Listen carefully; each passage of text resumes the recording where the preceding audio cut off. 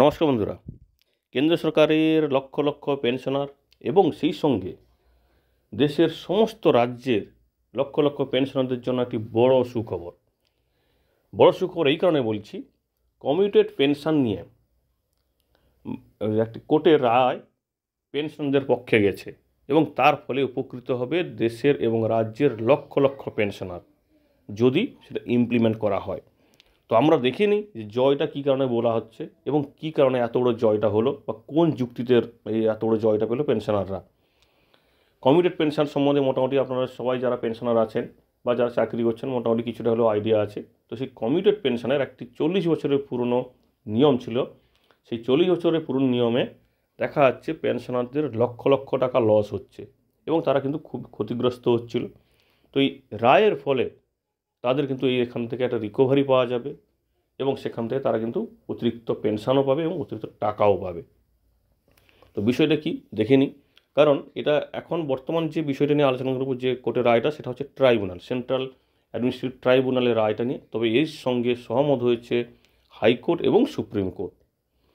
তো আমরা প্রথমে দেখে নেব যে কোন তিনটি এমন যুক্তি দেখালো পেনশনাররা যাতে তারা এত বড় একটা জয় পেল, এবং এটা ভবিষ্যতে কি হতে চলেছে কেন্দ্র এবং রাজ্যে, সেটাও কিন্তু দেখে নেব। শুধু তাই নয়, আমাদের রাজ্যে অর্থাৎ পশ্চিমবঙ্গ রাজ্যে এই বিষয়ে কি নিয়ম আছে এই কমিউটেড পেনশন নিয়ে, সেটাও কিন্তু দেখে নেব। এবং ভবিষ্যতে কি রাজ্যে হতে পারে নাকি এই কোর্টের অর্ডার অনুযায়ী নিয়মটি, সেটাও কিন্তু আমরা একটু দেখার চেষ্টা করব। দেখুন, যে নিয়মটি বা যে কোর্টের রায়টির কথা বলা হচ্ছে, অর্ডারটির কথা, সেটা হচ্ছে সেন্ট্রাল অ্যাডমিনিস্ট্রেটিভ ট্রাইব্যুনাল, যেটার শাখা হচ্ছে মুম্বাই ব্রাঞ্চের যে শাখা, সেখানে কয়েকজন পেনশনার আবেদন করেছিলেন কমিউটেড পেনশন নিয়ে, এবং সেই পরিপ্রেক্ষিতে বিচারক এমজি সাওলেকার উনি কিন্তু এই বিষয়ে একটি রায় দিয়েছেন। আগে দেখে নিই যে ওনাদের মানে আবেদনটা কী। এবং তবে এখানে একটু কথা বলে রাখি, এই যে রায়টা দেওয়া হচ্ছে ইন্টারিম অর্থাৎ অন্তর্বর্তীকালীন রায়, ফাইনাল রায়টা কবে হবে সেটাও কিন্তু দেখে নেব আমরা। তো এখানে বলা হচ্ছে যে ওই পেনশনাররা আবেদন করেছিল যে কমিউটেড পেনশন থেকে যে রিলিফ দেওয়া হয় সেটার জন্য 15 বছর অপেক্ষা করতে হয়। তো সেটা 15 বছর কোনোভাবে রাখা যাবে না এবং সেটাই করতে হয় 12 বছরে। কারণ আপনারা জানেন পশ্চিমবঙ্গ সরকারেও কিন্তু সেই নিয়মটা কিন্তু ওই রকমই আছে। তো এখানে কেন্দ্র সরকারের পক্ষ থেকে যে নিয়মটি করা আছে সেটাও কিন্তু 15 বছরে। তো স্বাভাবিকভাবে যারা কেস করেছেন তারা হচ্ছেন পোস্টাল ডিপার্টমেন্টে সার্ভিস করতেন, ওনারাই কিন্তু এই কেসটি করেছিলেন। যদিও এর আগে হাইকোর্ট এবং সুপ্রিম কোর্টেও কিন্তু কেস গেছে এই সংক্রান্ত, সেখানে কিন্তু এই বিষয়টি একইভাবে সহমতে এসছে বা ট্রাইব্যুনালের রায়ের সঙ্গে কিছুটা হলেও মিলে গেছে। তো দেখে নিই কোন তিনটি এমন যুক্তি দেখালো পেনশনাররা যেখানে তারা কিন্তু এতটা একটা জয় পেল। প্রথমত হচ্ছে জনসংখ্যা এবং অর্থনীতির পরিবর্তন। পঞ্চম বেতন কমিশনের যখন সুপারিশ হয়েছিল তখন বলা হয়েছিল এখন যেহেতু মৃত্যুর যে হার সেটা হ্রাস পেয়েছে এবং সুদের হার কিন্তু উল্লেখযোগ্যভাবে কমেছে। 1980 সালে যেখানে সুদ ছিল 16% কাছাকাছি, এখন সেটা হয়ে গেছে 5 টাকা 40 থেকে 6.5 টাকা। তো স্বাভাবিক সুদ কিন্তু অনেকখানি কমে গেছে। শুধু তাই নয়, রাজ্যগুলির নজির, কয়েকটি রাজ্য অর্থাৎ গুজরাট এবং অন্ধ্রপ্রদেশের মতো রাজ্যগুলি ইতিমধ্যে কিন্তু এই নিয়মে পরিবর্তন করে দিয়েছে। গুজরাটে 12 বছর পরে এই কমিউটেড পেনশন থেকে রিলিফ পাওয়া যায়, অর্থাৎ পুনরায় সম্পূর্ণ পেনশন হয়ে যায়। আবার 13 বছর পরে অন্ধ্রপ্রদেশেও কিন্তু এই কমিউটেড পেনশন থেকে পুনরুদ্ধার হয়ে যায়, অর্থাৎ সম্পূর্ণ পেনশন পাওয়া যায়। তো তাদের দাবির সমর্থনকারীদের গণনা, অর্থাৎ এই যে বিষয়টা বলা হচ্ছে কী হবে, আবেদনকারীরা একটি উদাহরণ দিয়েছেন বা একটা হিসেব জমা করেছেন, যেখানে দেখা যাচ্ছে যে সরকার যে কমিউটেড পেনশন বা কমিউটেড রাশিটা দেয় পেনশনারদের হাতে, সেই রাশিটা তুলে নেওয়ার জন্য রাজ্য সরকার বা কেন্দ্র সরকার যেই হোক না কেন ওই গভর্নমেন্টের সময় লাগে 12 বছর। তাহলে অতিরিক্ত 15 বছর, যেটা অতিরিক্ত 3 বছর, অর্থাৎ টোটাল 15 বছর লাগছে, কী কারণে, সেটাও কিন্তু তারা এই বিষয়টি বলেছিল।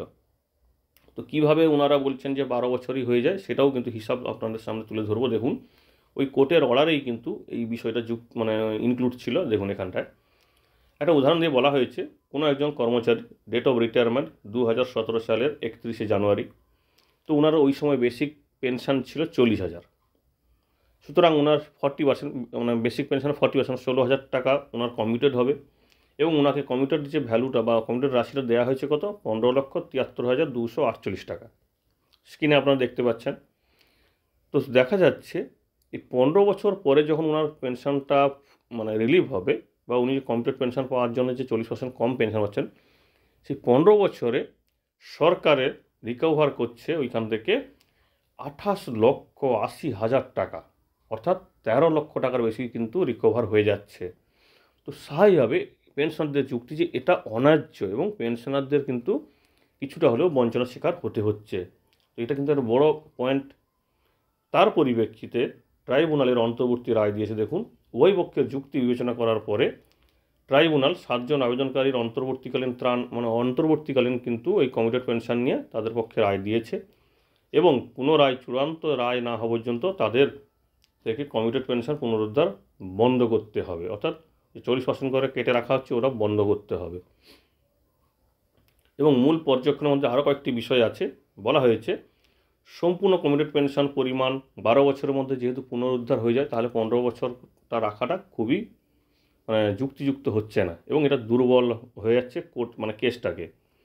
শুধু তাই নয়, পাঞ্জাব এবং হরিয়ানা হাইকোর্ট এই রকম একটি রায় দিয়েছিল, এবং সেই সঙ্গে সুপ্রিম কোর্টও কিন্তু এই বিষয়টি যখন এই পাঞ্জাব এবং হরিয়ানা হাইকোর্টের বিরুদ্ধে যখন সুপ্রিম কোর্টে যায় কেসটা, সুপ্রিম কোর্ট কিন্তু এতে স্থগিতাদেশ দেয়নি, অর্থাৎ ওইটাতে কিন্তু সহমত ছিল।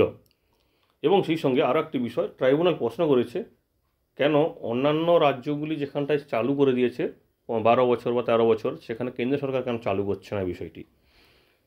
তো এই পরিপ্রেক্ষিতে সরকারের পক্ষে কী যুক্তি ছিল?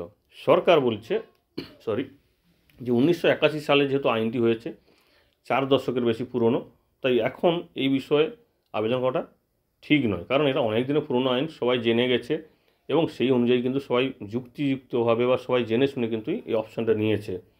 এখানে সেটাও বলেছে, দেখুন, একজন পেনশন যখন নিচ্ছে, কমিটেড করছে, তখন উনি কিন্তু সমস্ত শর্ত দেখেই কিন্তু নিচ্ছেন।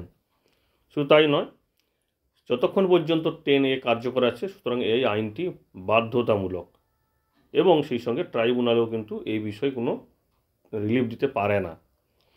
তো ট্রাইব্যুনালে পরবর্তী শুনানি আছে 19 ডিসেম্বর 2024। তো সেখানে দেখা যাচ্ছে যদি চূড়ান্ত সিদ্ধান্ত আবেদনকারীর পক্ষের বহাল থাকে, তাহলে কেন্দ্র সরকারের সমস্ত যে পেনশনার আছে তাদের কিন্তু পেনশনের নিয়মে একটা বড় পরিবর্তন হবে, এবং ওনারা কিন্তু পেনশন সংক্রান্ত একটা বড় লাভও পাবেন, যা লক্ষ লক্ষ পেনশনভোগীকে কিন্তু উপকার দেবে। তো এটা শুধুমাত্র কি কেন্দ্র সরকার পাবে? রাজ্য সরকারের সমস্ত কর্মচারীরাও কিন্তু তখন পেনশনার যখন এই বিষয়ে দাবি করবে, তখন কিন্তু তাদের কিন্তু এই দাবিটা মানতে হবে। কারণ কি, কেন্দ্র সরকার যেখানে মানছে, রাজ্য সরকার কিন্তু মানাটা উচিত, না হলে কিন্তু একটা অসাম্যতা তৈরি হবে।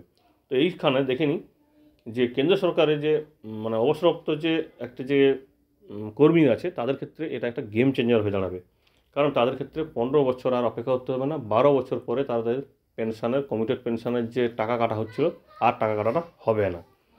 তো এই প্রসঙ্গে কেন্দ্র সরকারের সঙ্গে সঙ্গে রাজ্য সরকারের কী নিয়ম আছে, অর্থাৎ পশ্চিমবঙ্গ সরকারে 2019 সালে যে রোপা আছে, সেই অনুযায়ী এই কমিটেড করার জন্য যে সময়সীমা, সেখানেও কিন্তু সেই 15 বছর করা আছে, অর্থাৎ এখানেও সেই 15 বছর। তাহলে ওই নিয়মে তাহলে 12 বছরে হওয়া উচিত, রাজ্য সরকারেও সেই 12 বছর হওয়া উচিত। তো এই বিষয়টি কি করে আগে দেখে নিতে হবে যে ট্রাইব্যুনাল কী রায় দেয়, চূড়ান্ত রায় দেয় 19 ডিসেম্বর, সেটা দেখে নিতে হবে। শুধু তাই নয়, কর্মচারীদের সংগঠন স্টাফ কাউন্সিল, যেখানে শিবগোপাল মিশ্র সেক্রেটারি, উনি কিন্তু এই বিষয়ে একটি চিঠি দিয়েছেন মাননীয় প্রধানমন্ত্রীকে, এবং সেখানটায় প্রধানমন্ত্রী নরেন্দ্র মোদীকে এই বিষয়ে কিন্তু অবগত করেছেন, যাতে এই বিষয়টি সহানুভূতির সঙ্গে দেখা হয়। তো আপাতত কী হয় দেখা যাক। শুধু তাই নয়, এই রায়টি যদি পেনশনারদের পক্ষে চূড়ান্তভাবে আসে, তাহলে পেনশনারদের জীবন কিন্তু আমূল পরিবর্তন হয়ে যাবে, কারণ তাদের পেনশনটা অনেক আগে কমিউটেড বন্ধ হয়ে যাবে, অর্থাৎ ফুল পেনশন পাবে।